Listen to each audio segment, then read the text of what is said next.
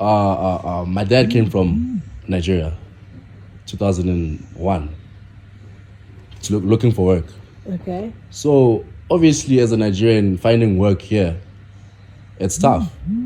It's tough because you're already competing with other South Africans who don't have any work. You get me? So he had to travel. Went to China. When he went to China, that's when we still lived in Orchard. Welcome, family, back to Redirecting Lives, a podcast where we unpack things. We get to know the scars, not only about the crowns, but getting deeper into knowing a person. Today, we have Chichi. And once again, thanks, Chichi, for accepting our invite. It's a pleasure. Okay. And we have Chichi, who's going to tell us more about himself as a content creator.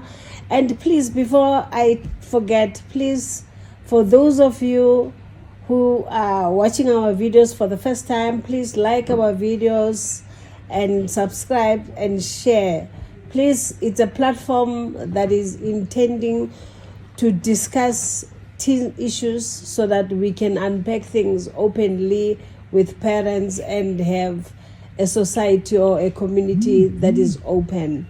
Hi, Chichi, welcome. Over to you. By the way, I'm honored to be here. Thanks for the invite. And yeah. Okay, nice. And welcome, Chichi. Chichi, please tell us more about you. We want to get to know you, except that you are Chichi, the content creator, a TikToker. Tell us more. Tell us more about you. My name is Ogechi, not Chichi. My name is Ogechi. Chichi is just a stage name. Okay. And I grew up in Hammanskraal. Okay, Ogechi, growing up in Hammanskraal. You unpack, Baba. Yeah, because it's when I tell people like, okay, my name is Ogechi, people are like, okay, he's Nigerian. I grew up in Hammanskraal. It doesn't add up. Yes. It's quite confusing. Well, my mom is South African Mozambican. Okay. So that's where the Hammanskraal came from. Okay. But like, I grew up in Hammanskraal, humble beginnings. And it was tough. It was tough as a Nigerian growing up in Hammanskraal, as you can think about it. Like, it's like, okay, wow, people are expecting like more from me. Cause what do you mean more? Because I'm Nigerian. Like, okay. And as a Nigerian kid, I speak English at home. Okay. At school, they speak Tswana. Okay. So it's quite difficult for me to just be myself, because whenever I be myself, kids are still young, bear in mind, still young, around primary. Oh, around primary. Yeah, around primary. Yes. I was still young, around primary, so like, it didn't even have the backbone to be yourself, because people are like, hey man, why are you speaking English? Are you better than us? And that whole xenophobic thing was when it was still in. That's how I got my name, Tsegofat. Oh, okay. I changed my name. Okay, I didn't change. I just added it onto my birth certificate, Tsegofat. Okay. Because of this whole situation of being a Nigerian, being a Nigerian, living in a society like Hammanskraal. Yes. Back then, it was really tough. Yeah. I wouldn't just go, my name is Ogechi. People would just look at me and like, hey. Hey. Already looking at you with those eyes, because now I know when a person says they are Nigerian, automatically what comes to our mind is like, wow. Exactly. They are doing some silly illegal stuff. Drugs, fraud, and so forth. Fraud yes. and all of that. Yeah. So having that upon my shoulders, like, because that's who I am. It's tough. And as a kid now, there's some certain stuff you can't do. Some certain places you can't go. Because why? You're Nigerian. Okay. Hence, I my mom chose to add a name into my birth certificate, Tsegofat, and that's what I called myself when I lived in Hammanskraal. Okay. After adding the name Tsegofat, was it better? Was the treatment better?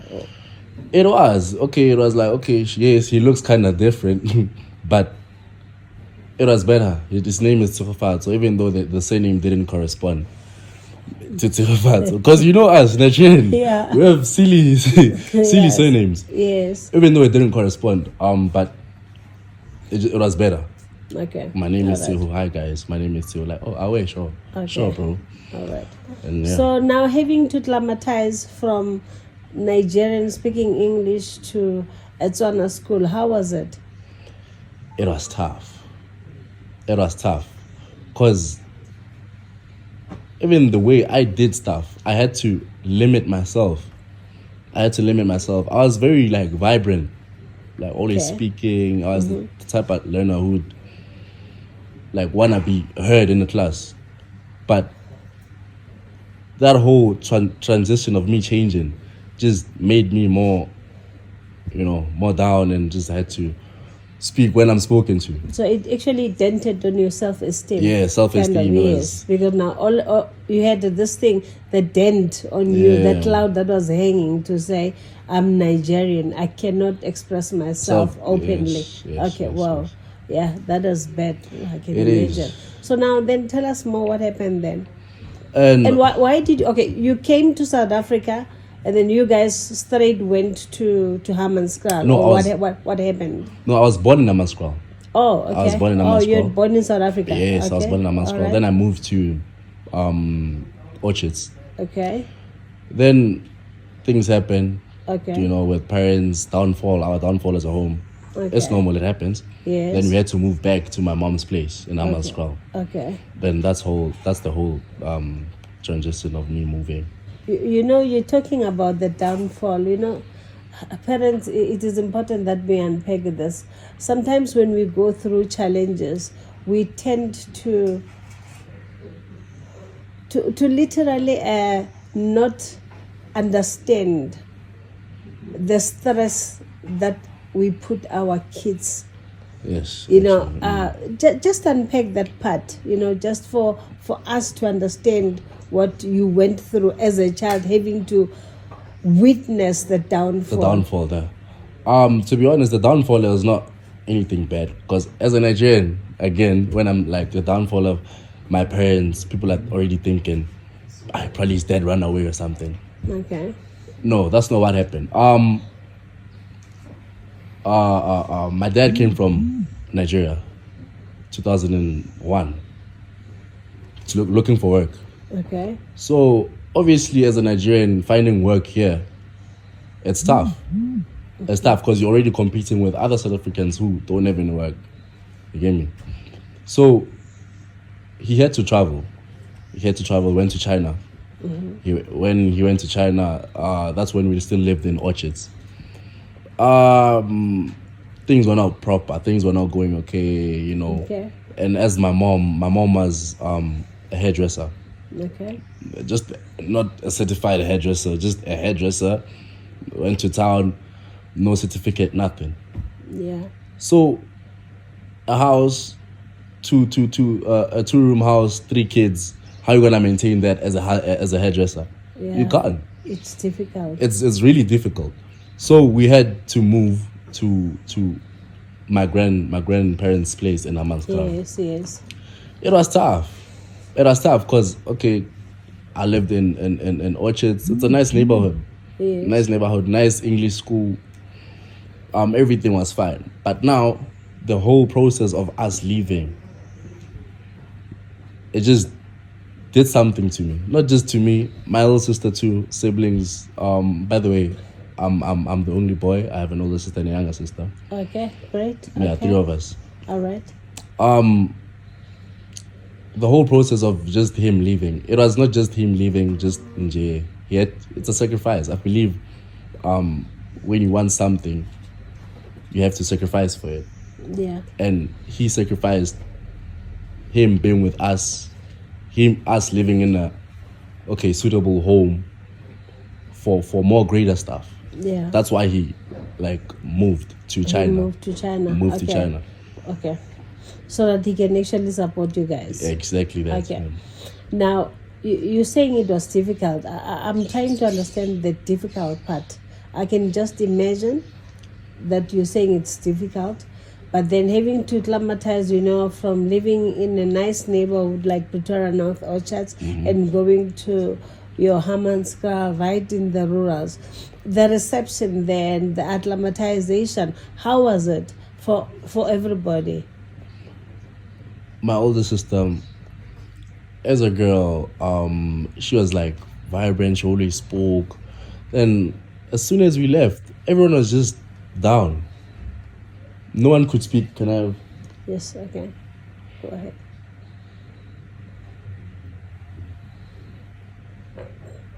Everyone was just down. The living was completely different. So you had to adjust. we had to adjust. Yeah. We had to just adjust because it's not just any rural place. It's a rural. For you to get water, Yeah. Krivan. We had to push. Yeah, go pitting. We are go pitting. Yeah. Some people don't know that. And as a Nigerian guy, when I talk about that, like it's not possible. And that's how it was. That's how it was. Okay. That's how it was. All right. But then out of that, what did you learn? Out of that part, yeah, going back to Hammanskraal, having to push a wheelbarrow for water, to go fetch water, I learned that God works in mysterious ways. You just pray, ask Him for what you need. You just be faithful to Him. Also, that you can't just pray, Nje. Yeah. You have to work towards it because He won't just do everything for you. Yeah. You have to just show Him that you're willing to. Then He'll cover everything for you. And perseverance, just hard work. Okay. Hard work. Because to be honest, some people are like, yo, I'm inspired by this guy. He did that. I'm inspired by my father. Wow. I'm really inspired by my father because he's been out the country way many times. He could have easily got married to another woman, another life, but he chose to suffer for us. So that you guys can live better, life. So we can have a better life. And that's why I'm here now. So it just taught me to just believe. Okay. Believe, just hard work, and one day everything's gonna work out fine. Okay. What you're basically teaching us is that if we are driving, I'm gonna make an example in like a car. Yeah. When you are driving and you're driving on gear number 5, if gear number 5 for whatever reason it's too steep for the vehicle, you gotta change. Push it back to 2. Push it back to 4, 3, 2. Boy. And then so that you regain your strength. Exactly. So you guys went back home to regain the strength. Yes. And then what happened? Wow, Chichi. My dad came back from China. Yeah. My dad came back from China. Everything okay. He came back. He lived with us for like a month in Hammanskraal. Yeah. But as a man, living in your wife's mother's place. Yeah. It's not okay. Yeah. It's not okay. So he worked non-stop. He chose to come to town, work, send money to Hammanskraal. Then eventually got a house here, Pretoria North. Eventually. Wow. Yes. Eventually got a house in Pretoria North. And we scrapped around and we moved too much. And we moved from Pretoria North back to Orchards, back to Pretoria North again, Teresa Park. I know PTA by head. I'm telling you, I know PTA by head. Oh, that's okay. But you've learned out of it. You've learned that you gotta be resilient. Yes. And then for you to achieve better things, you must work. Unfortunately, things doesn't come on a silver plate. Ne? Exactly that. And look for you. You are the one that needs to go out. Guys, if you are sitting, but it won't come to you. It won't come to you. You must go and look. It won't come to you. Yes. And we moved. We moved too much. Moved from a three house room. Okay, it's better. Then we moved to a two room house now. It's up and down. Yes. Up and down. But at the end, he got a suitable job promising contract. Okay. It's not like me, because my dad was working a maybe job. Like, hey, go grab a guy this month. A maybe job. A maybe job. A maybe job. You get me? Yeah. And at some point, thing is, it was easy for him because he worked hard. He works. He still works hard till this day. Wow. So, and as you can think about it, like, three go high, three of us. My older sister, me, my older sister, my mom. Yes. In a 2-room house. Sure. I'm sleeping there with my sisters. I'm sleeping there with my sisters, my mom, next door room. Yeah. It was normal to me. Yeah. If I mention that now, like, why? But guess what? That makes you strong. That made me who I am today. Yes. That made me who I am today. And I'm so grateful for that experience. Yeah. I am, because I feel like I've went through so much in life. And I don't think other people would be how I am now, would see life the same way I'm seeing it now if they went through what I went through. Okay. Wow. I'm not saying people don't go through problems. Yeah. I'm just talking about me now. Yeah. It just really helped me. Okay. Now the transition now. At what point did you then decide to then start the content creation and so forth? And what inspired you? Growing up, I was really quiet. Okay. I was really quiet. I was not really about social media. I saw it. I was like, I like it from afar. Not for me. I'd stay all night looking at it. Yes. Yeah. But I didn't think I'd do it. I'd be part of it. Okay. Then what happened? I was in high school. I had a TikTok account, Papi Chulo. Okay. But I didn't put my name. I put Papi Chulo. I didn't say Chichi. Okay. I was just going around asking people, who's the most handsome guy in school? Who's the most prettiest girl in school? And my name was popped up, like, a lot, like Chichi. I mean, like, hear me out. I'm still a fine Niger boy. Yeah. So they were like, okay, who's this Chichi guy? That, not knowing it's my channel. Oh, okay. Not knowing it's my channel, because I'm the one who's shooting. I go around asking girls, who's the most prettiest girl, prettiest guy. And then mention my name, Chichi. All right. And in the comment section, who's Chichi? I'm the one who's shooting, but they don't know that because my account's name is Papi Chulo. Oh, yeah. Then I did a reveal. Oh. Then from there, now we're talking about the whole influencer thing. Yes. From there, I was friends with this other girl, Zinta Williams. Mm-hmm. She's quite big. She's quite big on social media. Mm-hmm. She had a shoot with King Oma. It was some smash and pass. Mm-hmm. Thank you.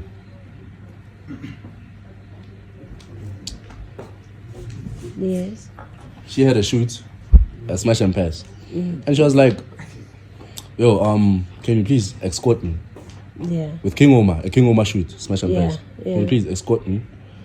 I'm like, wait.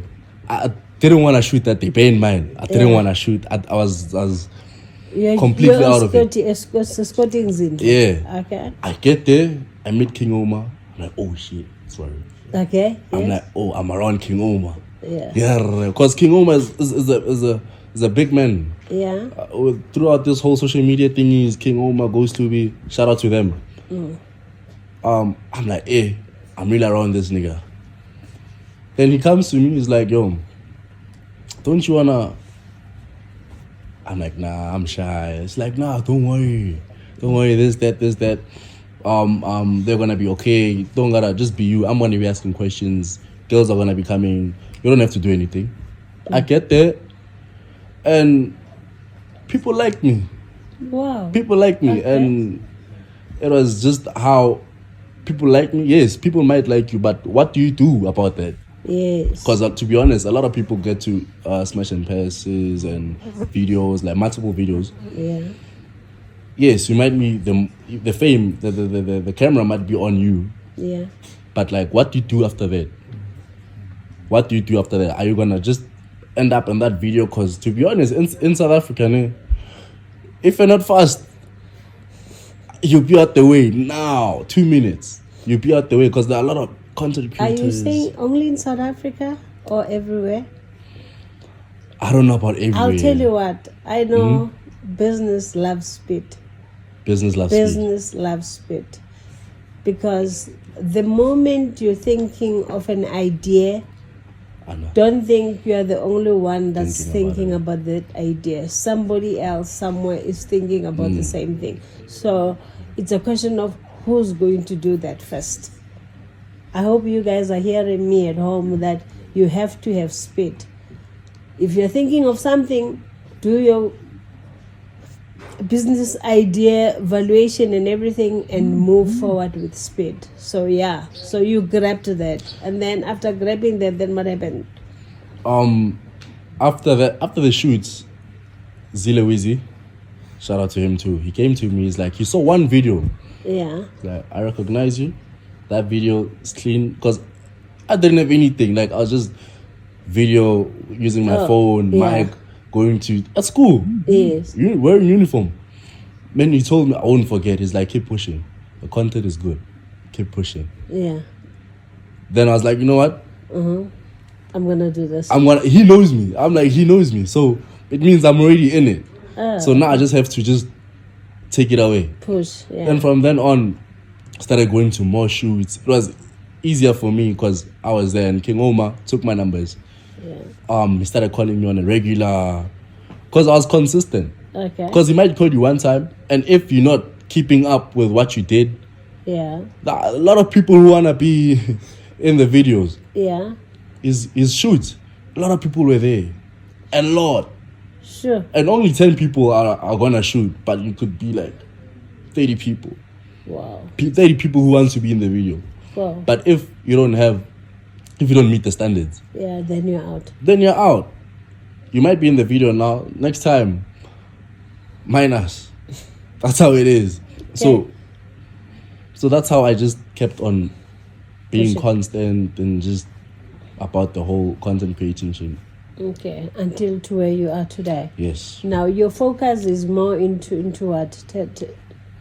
Promoting. Promoting. Okay, yeah, fine. promoting. Now, as a content creator, there is this notion that you'll have to wait for brands to recognize you. What is your take on that? I don't wait. People who wait are people who are like prideful. Okay. People who wait are people who are like prideful. But if you want something, and sometimes it's not always about the money, eh? Yeah. Sometimes it's about, for me, I think long term. Yeah. I think long term. So if it's about promoting, I'll go to a store, example, Embedded, the clothing brand. Yes. I love the manager, Digo. Okay. You saw me, just hit me up, yo, I have this, I have that. Can you promote for me? I didn't act big. Whatever he gave to me, I took it. Yeah. Because it's a big clothing brand. It's like well recognized. Yes. And from then on, that's when I got coverage. Like other brands were like, yo, he worked with him. Yeah. Can you come shoot for us? Yeah. Then you got a recognition. Yeah, that's when I got like proper recognition from like brands. So he's not the only brand that I'm working with. And that's how it is. Okay. All right. Now, how do you differentiate your personal life as Chichi and the brand itself? How do I differentiate? How do you distinguish between the two? Because sometimes you get people when you meet them, they kind of Different. I don't. Yeah, they're different. I don't They're want to use the different. word pompous. Yes, but they're different. They're different. Yes. I feel like as soon as the camera switches on, just be you, because it's easier. Yes, some people change. There are many people who are like, yo, this is not what I know you as. Chichi, hold on. You just said, as soon as the camera switches on, what are you saying? Just what are be- you telling us? just- when the camera is off, Let then me tell you what? something. People Then are so what? different off camera, right? People are so Okay. different off camera, but Yes. that's how they work. You can't really blame them. It's like acting. Yeah. It's like acting when camera's on. There's somebody else. Somebody else. So, to be honest, I also do that sometimes. I also okay. do it. Even the voice, like, yo, hi, this is Chichi. That's how people work. Yeah, If people okay. like that, that's what you Okay. give. That's what you give. That's what you give Okay. them, Yeah. Oh. and just work on it. But like, honestly, in the long run, it's not okay. Because now everywhere you go, you gotta portray that. Okay. If you portray money on social media, we want money in real life. Like, Yes. show us that you really have money. Yeah. If you portray, I don't know, like that many stuff. Like, if you're a tough guy on social media, be tough on real life. Okay. And that's how it is. That's how it is. Hi, Chichi. So now you're saying you want to drop this Friday. Yeah, I You, wanna you show. wanna capitalize on the monetization part of the YouTube. Yeah. And yeah, jump into the bandwagon. Great. That's so good. Guys, I think we've all learned from Chichi. Regardless of where you find yourself, if you keep on pursuing your dream, you will get to where you want. It is not always rosy as it is always painted. It has thorns. This road has thorns. For one to be up there to make money, there are thorns.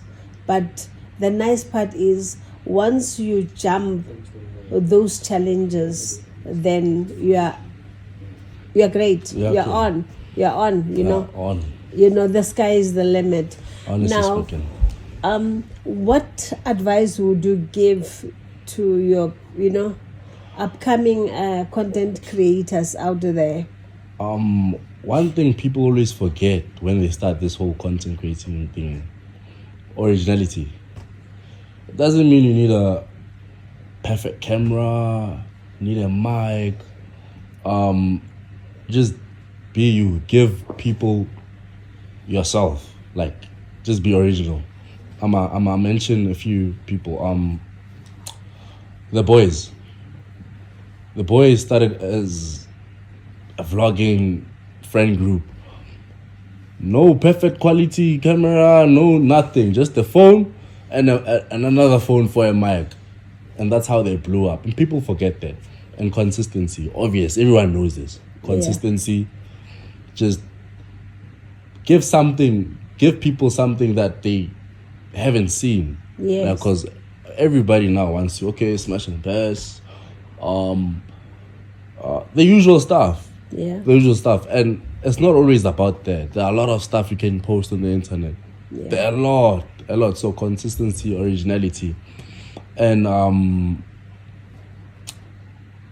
not giving up, Just don't give up. And I don't know if this is an advice but I just want to touch on it.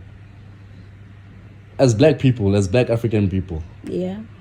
just love one another, to be honest, because people don't really understand the scars that this whole criticism, xenophobic behavior really does to a person.